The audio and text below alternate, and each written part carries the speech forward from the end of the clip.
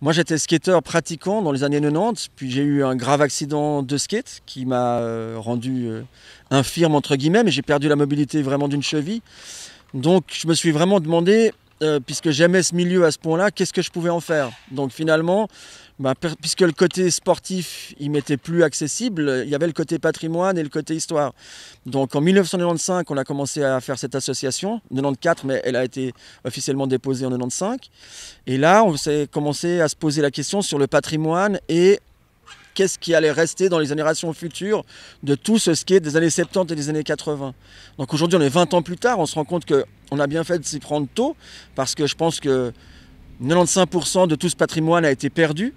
Donc nous, on a déjà commencé à le récupérer assez tôt.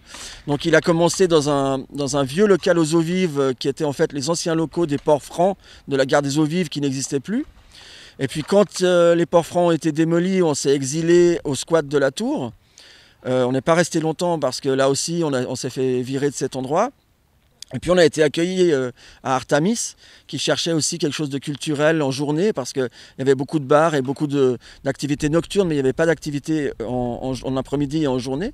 Donc on a bougé sur Artamis, puis à la fin d'Artamis, on s'est retrouvé un peu les pieds dans l'eau en se disant qu'est-ce qu'on va bien pouvoir faire.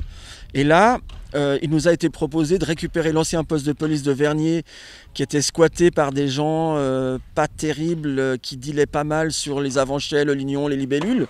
Donc on nous a proposé de récupérer cet espace pour en faire le musée. Ce qui a été fait jusqu'à il y a quelques mois où finalement on s'est retrouvé à la rue parce qu'il y a eu des tracasseries administratives. Il y a des gens qui sont partis à la retraite, qui n'ont pas fait suivre certains documents et certains dossiers. Du coup, on s'est retrouvé à la rue et aujourd'hui, on est toujours à la rue avec le musée. Vernier est très intéressé à pouvoir nous aider, mais ils n'ont pas vraiment grand-chose sous la main en termes de locaux. Lancy aussi, ils aimeraient récupérer le patrimoine du musée, mais pour l'instant, c'est compliqué aussi en termes d'espace. Donc, on sent qu'il y a quand même des communes qui s'intéressent vraiment à tout ce patrimoine et ce qu'il représente.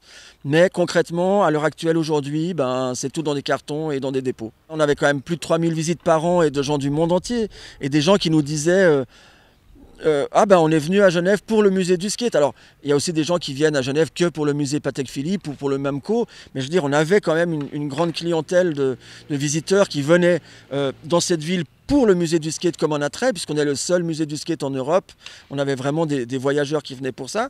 Et on se dit franchement, mais si finalement cette ville s'intéresse si peu à nous, pourquoi on n'irait pas voir ailleurs aussi? Parce que finalement, moi, ça ne me poserait aucun problème si un autre canton, une autre ville me contactait en disant mais votre musée il est génial, on a des vieilles aciéries, des vieilles fonderies ou peu importe, nous on vous accueille.